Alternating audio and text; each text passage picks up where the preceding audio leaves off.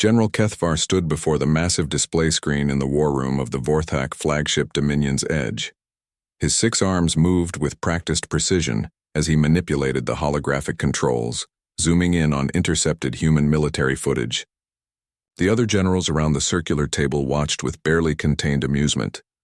"Look at this pathetic display," Kethvar said, his voice carrying the deep rumble that marked his species. The screen showed human ships in what appeared to be complete chaos. Vessels broke formation without warning. Captains seemed to ignore direct orders, and entire fleets scattered like frightened insects when faced with superior force. Commander Zithral, his second in command, leaned forward. "Are we certain are there actual military tactics? This appears more like the behavior of untrained civilians fleeing in panic." The footage switched to a recent engagement near Kepler Station. A human fleet, vastly outnumbered, faced a Kronar assault force. The human commander, identified as Li So-jin according to the intelligence files, made a decision that left the Vorthak general stunned by its apparent stupidity. "Watch this," Kethvar said, pointing with one of his clawed appendages. The female human splits her forces during a defensive engagement. She sends half her ships in one direction, half in another, leaving their main position completely exposed. The Vorthak generals watched as the human ships seemed to retreat in complete disorder. Some vessels limped away as if damaged, others raced off at full speed in seemingly random directions. The Kronar forces, sensing victory, pressed their attack on the apparently abandoned station. "This is what they call strategy?" asked General Morthak from across the table. His laugh was a harsh sound that echoed through the chamber. "In 3,000 years of conquest, I have never seen such cowardice. They abandoned their own defensive positions at the first sign of real combat." But the footage continued. What appeared to be a chaotic retreat slowly revealed itself to be something else entirely. The scattered human ships had somehow positioned themselves around the advancing Kronar fleet without the aliens noticing. When the trap snapped shut, the enemy found themselves surrounded and cut off from escape. "A lucky accident," dismissed Commander Zithral. "They stumbled into a favorable position through blind panic. Look how they fight. No coordination, no discipline, no respect for proper military hierarchy." Kethvar nodded in agreement. The human ships did indeed fight strangely. Captains made decisions without consulting their superiors. Individual vessels broke off from combat to assist others without receiving orders. The entire engagement looked like controlled chaos rather than organized warfare. "Their technology is adequate," admitted General Vorkin, the Empire's chief military analyst. "But their application of it defies all logic.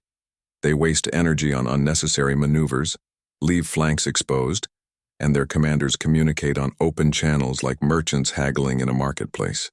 The screen shifted to show intercepted communications from the human command structure. A man identified as Dr. Park Min-ho was presenting what appeared to be a battle plan to something called the Human Defense Council. The Vorthak translation: computers work to make sense of the human language, but the tactical discussion seemed to jump from topic to topic without logical connection. "Observe their so-called strategic planning," Kethvar said, adjusting the audio feed. The humans seemed to be discussing multiple operations simultaneously, with different speakers interrupting each other and changing subjects mid-sentence. Their supreme commander, Admiral Kim Tae-ho, sat quietly through most of the discussion, offering only brief comments that seemed unrelated to the tactical situation. "Are they discussing battle plans or having a social gathering?" wondered General Morthak. "There is no order to their thoughts, no hierarchy in their decision-making process. How do they coordinate anything with such chaotic communication?" The intelligence files painted a picture of human military organization that baffled the Vorthak High Command. Human ships operated with what appeared to be minimal oversight from central authority. Individual captains could make tactical decisions without approval from higher ranks. Most disturbing of all, human forces seemed to adapt their strategies during combat based on changing circumstances rather than following predetermined battle plans. "It violates every principle of successful military doctrine," declared Commander Zithral. "An army that does not follow orders cannot achieve victory against organized opposition. These humans may have achieved minor successes against other, primitive species, but they have never faced the disciplined might of the Vorthak Empire. General Kethavar called up files on recent human engagements throughout their small territory. In every case, human tactics appeared to rely on confusion, misdirection, and what could only be described as desperate improvisation. They won battles through what looked like fortunate accidents rather than superior planning or execution. Their admiral, this Kim Tae-ho, Kethavar mused, studying the human service record.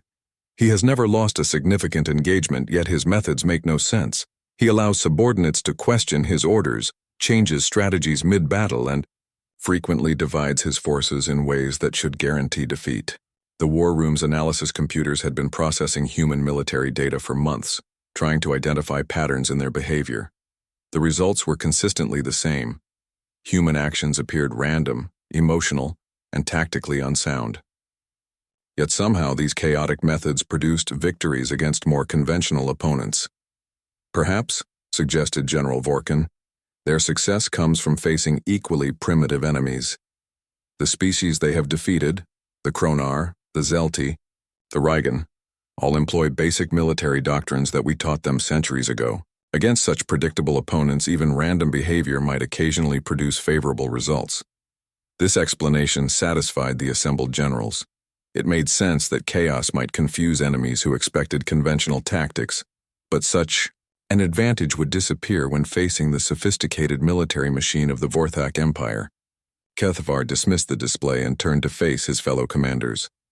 I propose that we treat the human territories as a training exercise for our junior officers. The Third Imperial Armada should be sufficient to pacify their entire species, while giving our younger commanders experience against live targets. The Third Imperial Armada consisted of 500 ships ranging from massive dreadnoughts to fast attack vessels. It represented less than 1% of the Empire's total military strength, but it was still larger than the entire human fleet according to intelligence estimates. 500 ships against their entire civilization seems excessive, noted Commander Zethral. Their total military force cannot exceed 50 vessels of any significance. Better to overwhelm them quickly, replied Kethavar. A swift victory will serve as an example to other primitive species who might consider resisting Imperial expansion. Besides, our new weapon systems require testing under combat conditions. The Vorthak Empire had recently developed enhanced plasma cannons and improved shield technology. The human campaign would provide an excellent opportunity to evaluate these weapons against actual enemies rather than test drones. General Morthak brought up tactical projections on the display. Our battle computers predict complete victory within 10 standard days. Human resistance should collapse once they realize the futility of their chaotic methods against disciplined Imperial forces. The projections showed various scenarios for the conquest of human space. In every simulation, Vortic forces achieved overwhelming victory with minimal casualties. The human tendency toward unpredictable behavior was factored into the calculations, but it made little difference against such superior numbers and firepower. What about their allies? Asked General Vorkin.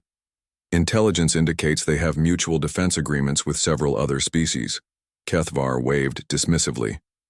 Minor powers who will abandon the humans the moment they realize the Empire's involvement. None of them possess the strength to challenge even our smallest patrol fleets. The meeting continued for several more hours as the generals refined their battle plans. They discussed supply lines, communication protocols, and occupation procedures for after the conquest was complete. Throughout the planning session, human military capabilities were treated as a minor inconvenience rather than a serious threat. As the War Council concluded, Kethavar felt satisfied with their preparations. The Third Imperial Armada would depart, within days, commanded by General Morthak as a reward for his recent victories in the Outer Rim. The campaign was expected to be so brief and one-sided that it barely qualified as a real military operation. Remember, Kethavar addressed his fellow commanders as they prepared to leave. We are dealing with a species that mistakes panic for strategy and chaos for tactics. Their victories against inferior opponents have given them false confidence, but they have never faced the organized might of a true military power. The other generals agreed, already looking forward to adding another conquered species to the Empire's growing collection. Human space contained several valuable systems that would contribute nicely to Imperial resources once properly administered. As the massive Vorthak flagship began preparations for the coming campaign, intercepted Human Sea, Admiral Kim Tae-ho studied the holographic display in his command center aboard the Soul's Pride. The three-dimensional map showed the approaching Vorthak fleet as a cluster of red dots moving steadily through the outer systems. 500 enemy ships, according to Captain Yoon Ji-woo's latest reconnaissance report. They're not even trying to hide their approach, observed Commander Lee So-jin, standing beside the Admiral's chair. Their formation is textbook Imperial doctrine. Maximum intimidation, minimum tactical flexibility. Kim nodded slowly, his weathered face showing no emotion. At 53 years old, he had spent his entire adult life preparing for this moment. The Vorthak Empire had been expanding toward human space for decades, consuming every civilization in their path. Now it was humanity's turn to face the Empire's wrath. Captain Yoon, Kim said, turning to the young officer who had just returned from her deep reconnaissance mission. Tell me about their command structure. Yoon Ji-woo stepped forward, her uniform still showing the wear from weeks of operating behind enemy lines. She was 28 years old and had volunteered for the most dangerous intelligence mission since joining the Defense Force. Her reports had provided crucial information about Vorthak military capabilities. The fleet is commanded by General Morthak, one of their most experienced leaders, she began.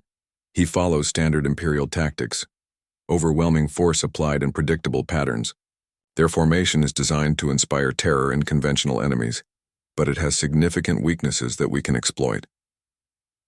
Dr. Park Min-ho looked up from his tactical computer, pushing his glasses higher on his nose. As humanity's chief military strategist, he had spent years studying alien military doctrine and developing countermeasures that conventional thinking would never consider. The Vorthaks have conquered 47 different civilizations over the past 1,000 years, Park said, calling up historical data on the main display. In every single case, their enemies attempted to match them with conventional military tactics. Superior firepower and disciplined formations won every engagement. Which is exactly what they expect from us, added Colonel Nam Hyun-ki from his position near the communications console. The grizzled veteran had been Kim's friend since their academy days, and his understanding of unconventional warfare was unmatched in the human fleet. Kim stood and walked to the center of the command room, his hands clasped behind his back. The weight of humanity's survival rested on the decisions made in this room, but he showed no sign of the pressure he felt. Dr. Park, have you completed the behavioral analysis? Kim asked. Park nodded enthusiastically. The Vorthak military mind operates on rigid principles established over centuries of success. They expect their enemies to behave rationally, according to established military doctrine. When faced with unpredictable behavior, their tactical computers struggle to formulate effective responses. The strategy that Park and Kim had developed would have been considered madness by any conventional military theorist. Instead of meeting the Vorthak fleet with organized resistance, they planned to scatter their forces and appear to flee in complete panic. The evacuation of the outer colonies begins in 6 hours, reported Lieutenant Commander Cho Yoon-bi from her intelligence station. At 25, she was one of the youngest officers in the command structure, but her insights into alien psychology had proved invaluable. The evacuation was perhaps the most crucial element of their plan. Human civilians would indeed leave the outer colonies, but they would be accompanied by military vessels disguised as damaged refugee ships. To outside observers, it would appear that humanity was abandoning their territory without a fight. Colonel Nam called up the deployment orders on his screen. The mining colonies in Tau Ceti will be the first to show signs of panic. My ships will transmit false distress signals indicating equipment failures and civilian unrest. The Vorthaks should intercept these communications and interpret them as evidence of human weakness. This was the genius of Kim's strategy. Every action would have multiple layers of deception. The apparent evacuation would serve as both genuine civilian protection and tactical misdirection. Human military vessels would scatter throughout the disputed territory, appearing to flee while actually taking up concealed positions. Captain Yoon, I need you to continue your reconnaissance missions, Kim said. But I want the Vorthax to detect you occasionally. Let them think our intelligence gathering is amateur and desperate. Yoon smiled at the unconventional order. You want me to appear incompetent while actually gathering crucial intelligence? Exactly. They need to believe that our scouting efforts are the fumbling attempts of an inferior military. Meanwhile, you'll be mapping their communication frequencies, command protocols, and tactical preferences. Dr. Park brought up another display showing the distribution of human forces throughout their territory. Each ship commander will receive only partial information about the overall strategy. This serves two purposes. It prevents the enemy from learning our complete plan if they capture any of our vessels, and it forces our captains to think independently, rather than following rigid orders. This concept was perhaps the most alien aspect of human military doctrine from a Vorthak perspective. Imperial forces operated on strict hierarchy, where orders flowed down from central command and were executed without deviation. The idea that subordinate officers might be encouraged to make tactical decisions on their own was incomprehensible to alien military minds. Lieutenant Commander Cho looked up from her analysis console. The psychological profiles confirm that Vorthak commanders become confused and indecisive when faced with behavior that doesn't match their predictive models. Their strength lies in responding to conventional threats, but they struggle against truly unpredictable opponents. Kim nodded approvingly. Which brings us to the core of our strategy. We're not going to fight them the way they expect to be fought. We're going to behave in ways that their tactical computers cannot predict or counter. The plan that emerged from months of preparation was elegantly simple in concept, but incredibly complex in execution. Human forces would appear to panic and flee when faced with the approaching Vorthak Armada. Individual ships would break off from formations, captains would seem to disobey orders, and the entire human military structure would appear to collapse under pressure. But beneath this facade of chaos lay a sophisticated network of coordination that operated on principles completely foreign to imperial military thinking. Each fleeing ship would be precisely positioned to serve the larger strategy. Every apparent act of cowardice would actually be a calculated move in a vast game that the Vorthax couldn't even recognize was being played. The key to making this work, explained Dr. Park, is that our behavior must appear genuinely random and emotional to outside observers. We can't let them suspect that our chaos is actually controlled and purposeful. Colonel Nam brought up training footage from the past months. Human crews had practiced appearing panicked and disorganized while actually maintaining perfect coordination through encrypted communication channels that the Vorthax couldn't detect or decode. Our people understand what's at stake, Nam said proudly. They're willing to appear cowardly and incompetent if it means saving humanity from conquest. This willingness to sacrifice military pride for tactical advantage was another concept that alien military minds struggled to comprehend. Vorthak culture placed enormous value on displays of martial strength and discipline. The idea that professional soldiers would deliberately appear weak went against everything they understood about military psychology. Captain Yoon pulled up star charts showing the predicted path of the Vorthak advance. Based on their standard doctrine, they'll move through our territory in a systematic pattern, destroying any resistance they encounter. They expect us to make predictable defensive stands that they can overwhelm with superior firepower. Instead, Kim said with a slight smile, we're going to give them exactly what they expect to see, a weak, disorganized enemy that collapses at the first sign of real opposition. They'll pursue our fleeing forces deeper into our territory, never realizing that they're being led into a carefully prepared trap. The trap itself was a masterpiece of unconventional thinking. Rather than concentrating their forces for a decisive battle, the humans would spread the Vorthak fleet across multiple systems through apparent panic and disorganization. The aliens would find themselves chasing scattered groups of seemingly helpless refugees, while their own formation became increasingly dispersed and vulnerable. Dr. Park activated a simulation showing how the plan should unfold over the coming weeks. Phase 1 involves the apparent evacuation and the enemy's initial advance. Phase 2 sees our forces scattering in apparent panic while actually taking up concealed positions. Phase 3 springs the trap when the Vorthax least expect it. Lieutenant Commander Cho added her assessment. The psychological advantage cannot be underestimated. The Vorthax will become increasingly confident as they observe our apparent weakness. Overconfidence will make them careless and predictable. Kim returned to his command chair, satisfied with the preparations. Every human ship captain understood their role in the deception. Every crew member knew that their survival. General Morthak stood on the bridge of his flagship Imperial Wrath, watching the tactical display with growing satisfaction. The Vorthak 3rd Imperial Armada had entered human space 3 days ago, and the conquest was proceeding exactly as predicted. Every encounter with human forces confirmed their intelligence assessments. These primitives were no match for disciplined Imperial might. Another human colony has transmitted surrender, reported his communications officer. The mining station at Kepler 442 is requesting terms for peaceful occupation. Morthak's mandibles clicked in amusement. Ignore their transmission. We will accept nothing less than unconditional surrender from their supreme command. Let them understand the price of resistance against the Empire. The human evacuation was proceeding with the kind of panicked haste that the general had witnessed countless times before.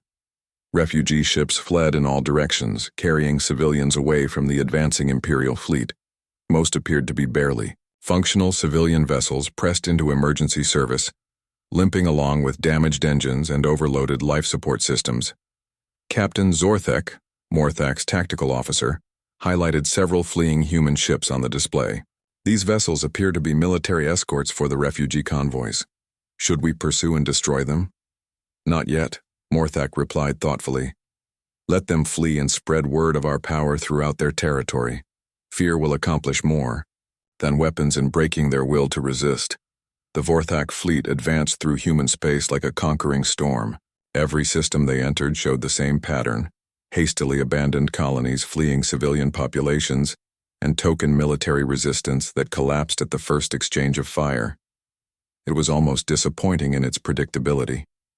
Meanwhile, on the outer edge of the Tau Ceti system, Colonel Nam Hyun-ki watched the approaching Imperial scouts through his ship's passive sensors. His vessel, the Busan Runner, was disguised as a damaged mining transport, complete with fake hull breaches and deliberately weakened engine signatures. Imperial scouts are scanning us, reported his communications officer, keeping her voice deliberately tense as if genuinely afraid. They're detecting massive structural damage and minimal life support function. Perfect, Nam replied quietly. Transmit another distress signal on the emergency frequency. Make it sound desperate, but cut it off halfway as if our systems are failing. The Busan Runner was one of dozens of human vessels scattered throughout the disputed territory, each playing its role in the grand deception. To Vorthak sensors, they appeared to be the remnants of a broken military force, struggling to evacuate civilians while their own ships fell apart around them. But beneath the disguised hull plating, the Busan Runner was a state-of-the-art intelligence vessel equipped with the most sophisticated sensor arrays in the human fleet. Every Vorthak ship movement, every communication frequency, every tactical decision was being recorded and analyzed. Back on the Seoul's Pride, Admiral Kim Tae-ho reviewed the intelligence reports flowing in from his concealed observation posts. The Vorthak advance was proceeding exactly as their behavioral models had predicted: methodical, overwhelming, and completely confident in their superiority. The enemy fleet is maintaining standard Imperial formation, reported Dr. Park Min-ho from his analysis station. They're advancing through our territory as if on a training exercise, showing no concern for potential threats or ambush positions. Lieutenant Commander Cho Yunbi looked up from her psychological warfare console. Intercepted communications indicate that Vorthak morale is extremely high. They view this campaign as an easy victory that will enhance their military reputations. This confidence was crucial to the human strategy. The more convinced the Vorthaks became of their own superiority, the less likely they were to notice the subtle signs that their enemy was not as defeated as they appeared. Captain Yoon Ji-woo had been conducting what appeared to be desperate reconnaissance missions throughout the advance. Her ship, the Incheon Scout, deliberately allowed itself to be detected by Vorthak patrols before fleeing in apparent panic. Each failed mission actually gathered valuable intelligence, while reinforcing the enemy's perception of human incompetence. The Vorthaks are broadcasting their operational plans on standard military frequencies, Yoon reported during her latest debriefing. They're not even using encryption because they assume we lack the technology to intercept their communications. This arrogance was typical of Imperial behavior when facing supposedly inferior opponents. The Vorthaks had grown so accustomed to easy victories that they no longer took basic security precautions when dealing with primitive enemies. Admiral Kim studied the tactical projections on his command display. The Vorthak fleet was slowly spreading out as they pursued different groups of fleeing human ships. This dispersion was essential to the plan. Concentrated Imperial forces would be nearly impossible to defeat, but scattered hunting groups might be vulnerable to coordinated attacks. Phase 2 begins tomorrow, Kim announced to his senior staff. The Proxima defense line will make its last stand against the advancing Imperial forces. The Proxima defense line was humanity's supposedly final defensive position, a collection of orbital platforms and warships positioned to protect the approaches to Earth. According to human propaganda broadcasts that they knew the Vorthaks were intercepting, this was where humanity would make its last desperate attempt to halt the Imperial advance. Dr. Park brought up detailed schematics of the defense line on the main display. The Vorthaks will expect us to fight a conventional defensive battle.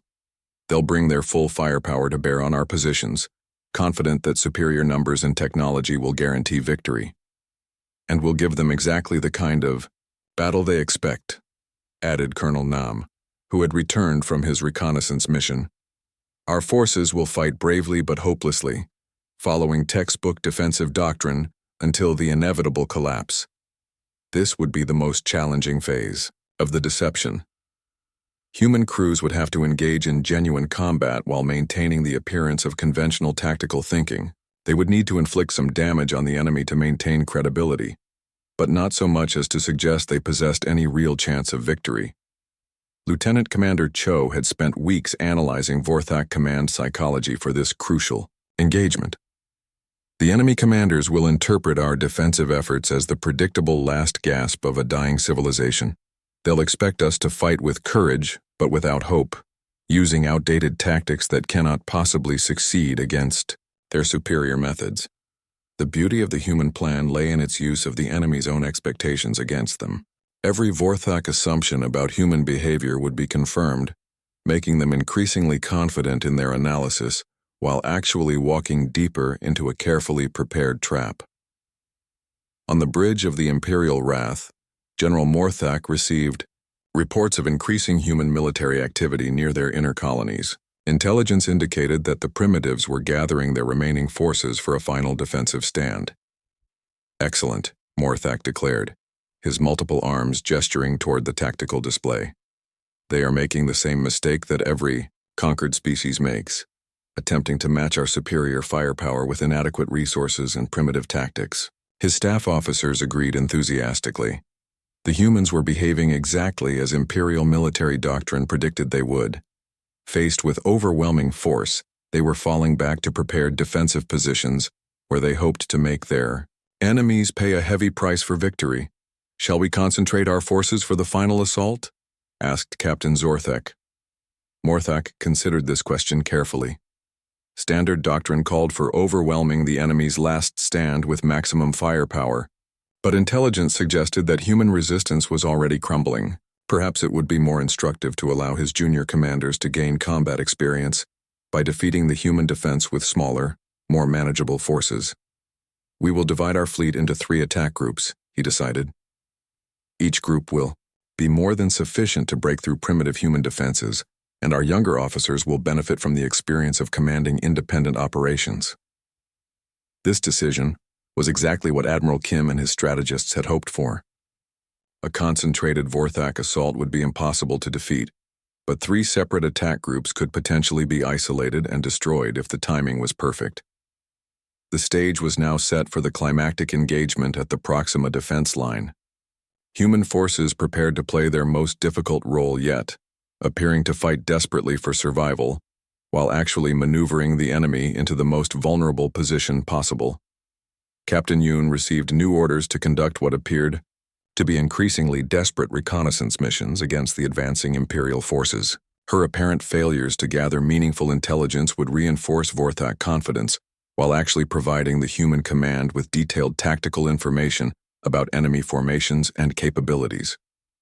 Colonel Nam's disguised vessels continued, their charade as broken refugee escorts, transmitting false damage reports and distress calls that painted a picture of a military force in complete collapse. Each transmission was carefully crafted to provide the Vorthaks with exactly the kind of intelligence that would confirm the battle at the Proxima defense line unfolded exactly as General Morthak had predicted. Human forces fought with desperate courage, their defensive positions blazing with weapons fire as they tried to hold back the advancing Vorthak fleet. But courage alone could not overcome the simple mathematics of superior firepower and numbers. Their orbital platforms are falling back, reported Captain Zorthek from his tactical station. Human resistance is crumbling as expected. They cannot maintain their defensive positions against our concentrated assault. Morthak watched the tactical display with professional satisfaction. The 3 attack groups of his divided fleet were systematically dismantling human defenses throughout the Proxima system.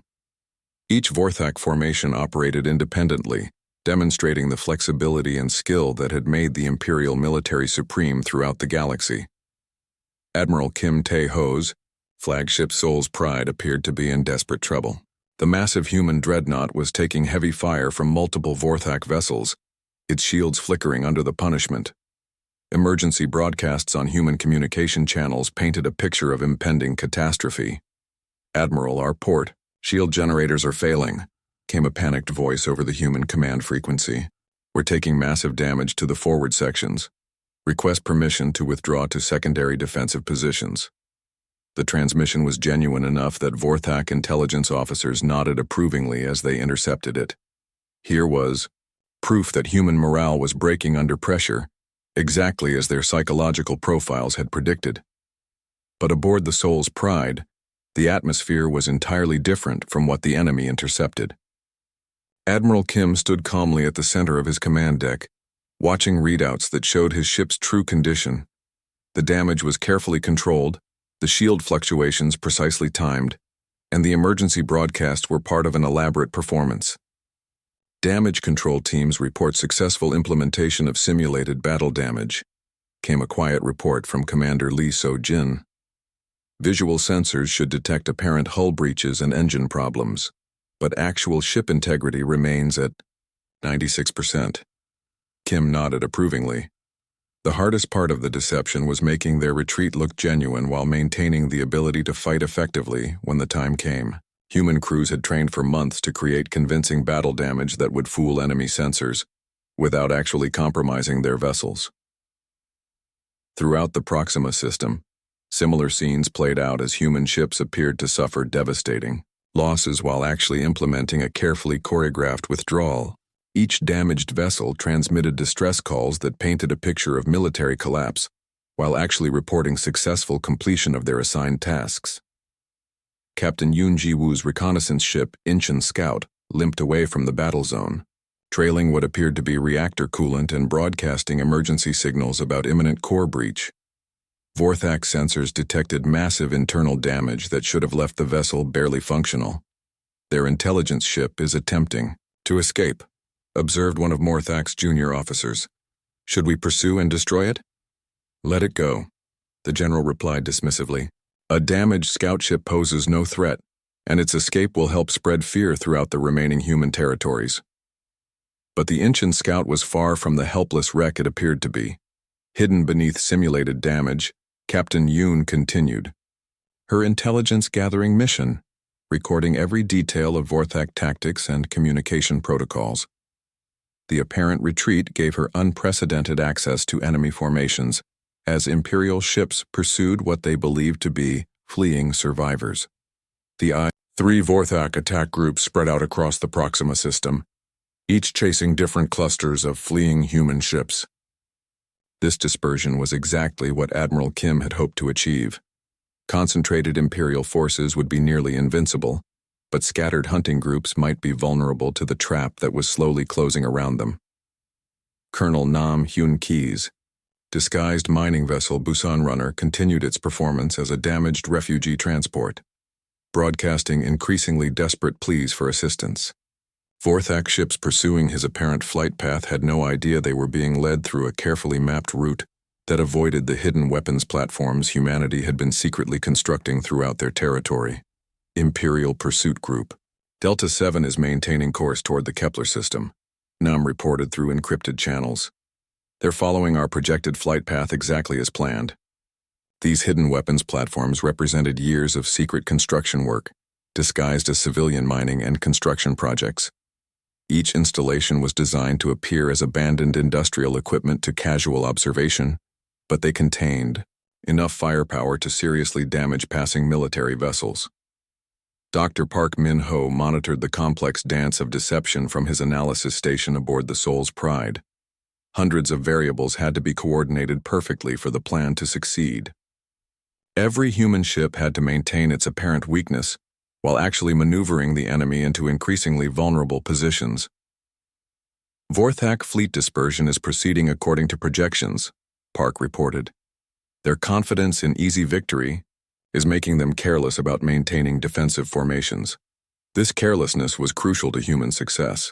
Vorthak military doctrine emphasized overwhelming firepower concentrated in disciplined formations.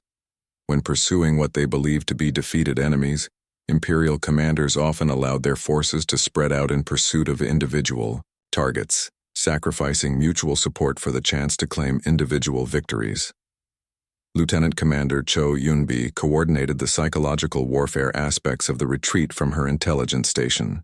Every human transmission had to reinforce Vorthak expectations while concealing the true nature of their activities. Enemy morale appears extremely high, she reported. Intercepted communications indicate that Vorthak commanders view this as a training exercise rather than a serious military engagement. The enemy's contempt for human capabilities was becoming their greatest weakness. So convinced were they of their own superiority that they failed to consider the possibility that their opponents might be more capable than they appeared. Tech officer Bei Su-jin worked frantically at her electronic warfare station, implementing the most sophisticated jamming operation in human history. Her task was to gradually degrade Vorthak communications without making it obvious that they were under deliberate attack. Phase 1. Communications interference is active, Bei reported.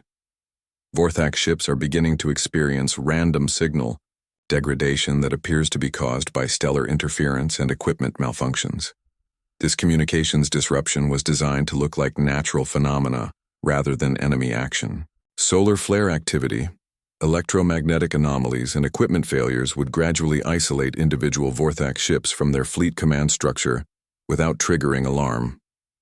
As the pursuing Imperial forces spread throughout human territory, they began to encounter what appeared to be the scattered remnants of defeated military units.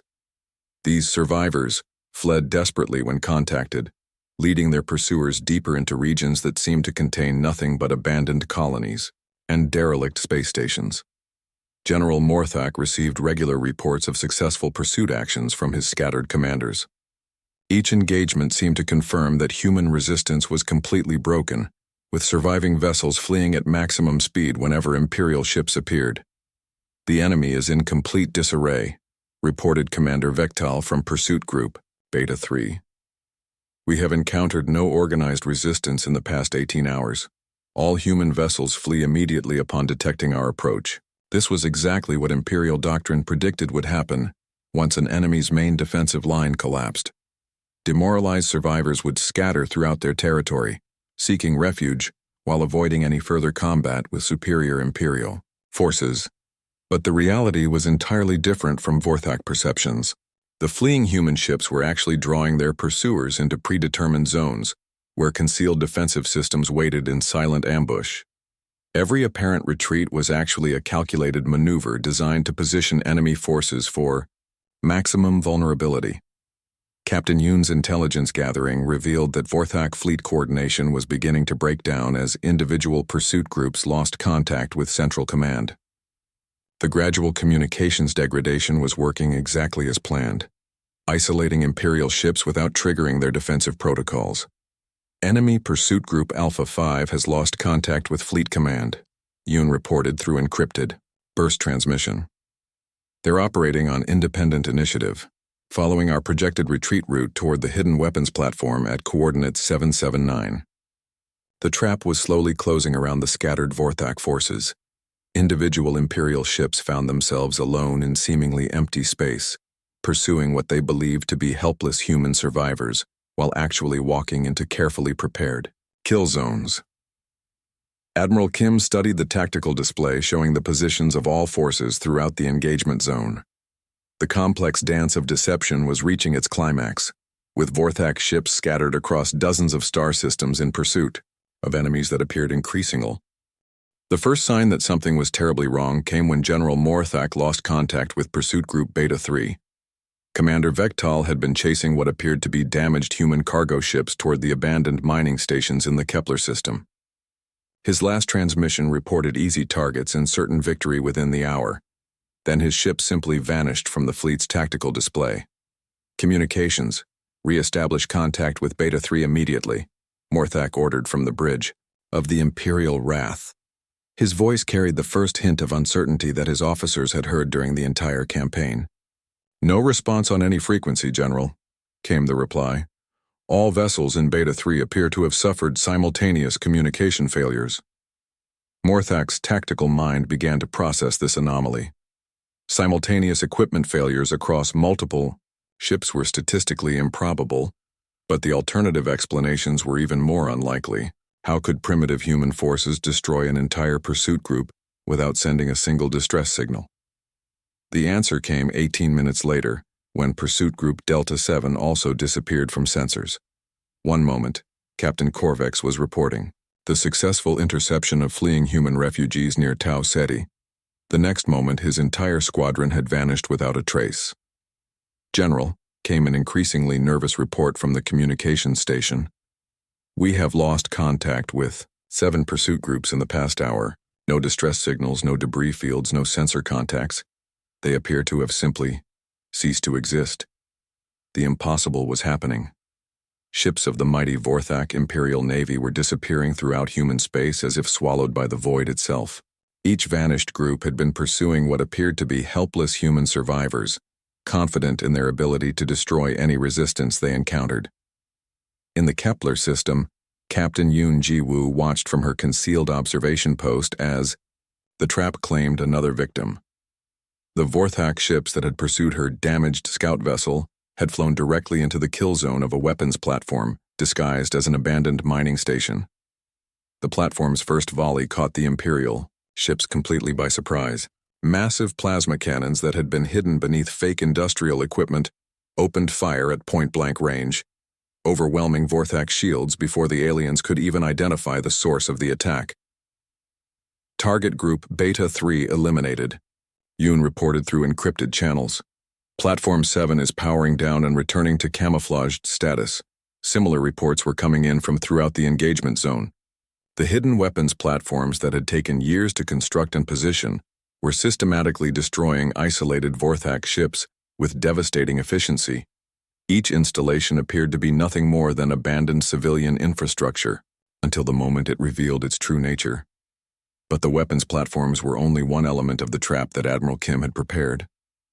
The real killing stroke came from the supposedly damaged human ships that the Vorthaks had been pursuing with such confidence. Colonel Nam Hyun Ki's Busan runner dropped its disguise as a crippled mining transport and revealed itself to be a state-of-the-art assault vessel bristling with military-grade weapons.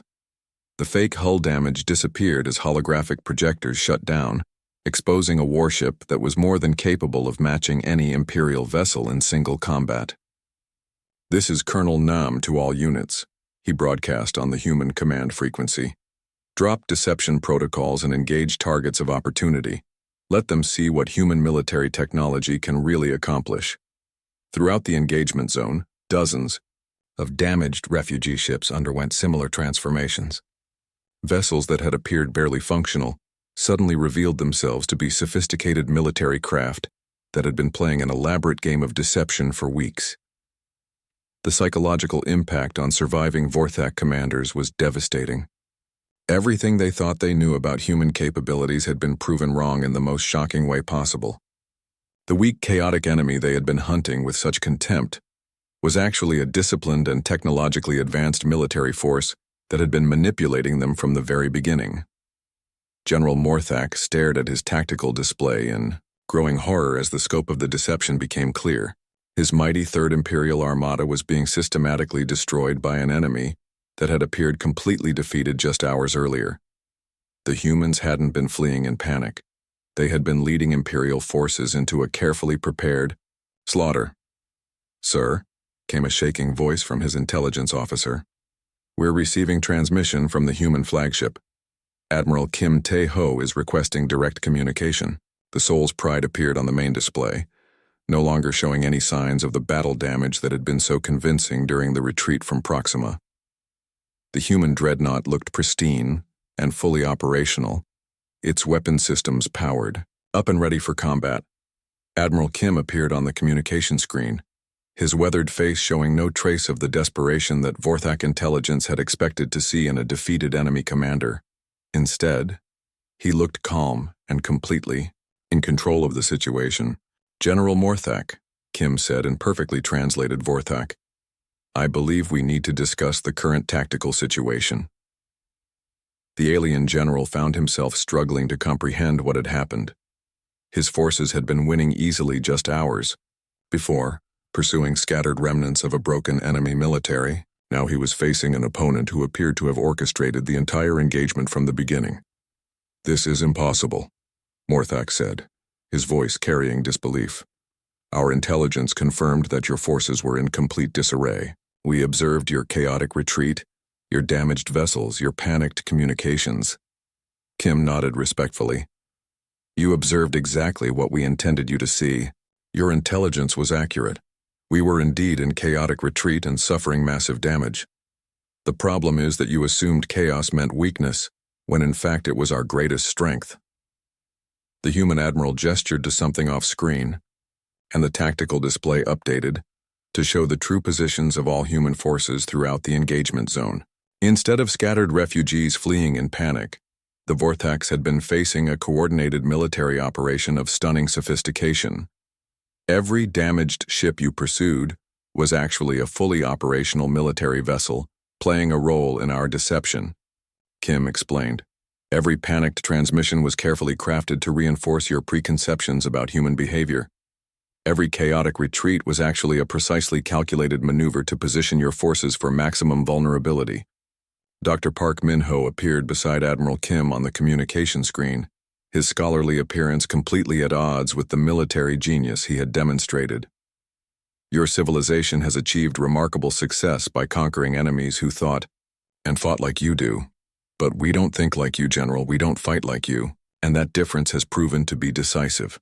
The scope of the human strategy was staggering in its complexity.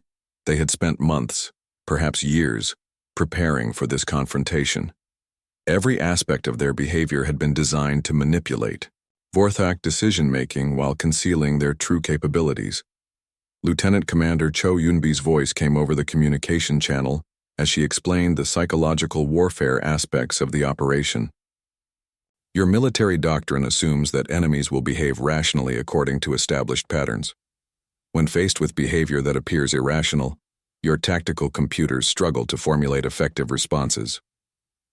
General Morthak realized that his forces had walked into a trap so sophisticated that they hadn't even recognized it was being set. The humans had used the Empire's own strengths against them.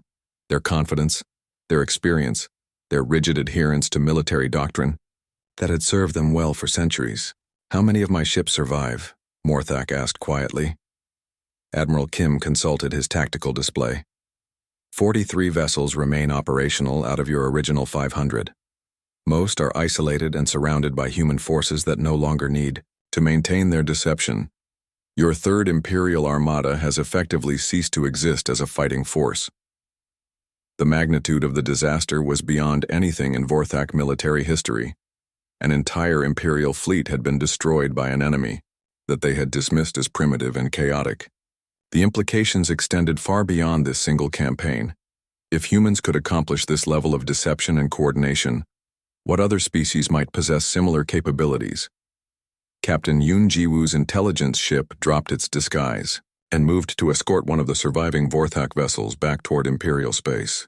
Her mission now was to ensure that word of humanity's capabilities reached the Vorthak High Command, fundamentally altering the Empire's perception of potential threats.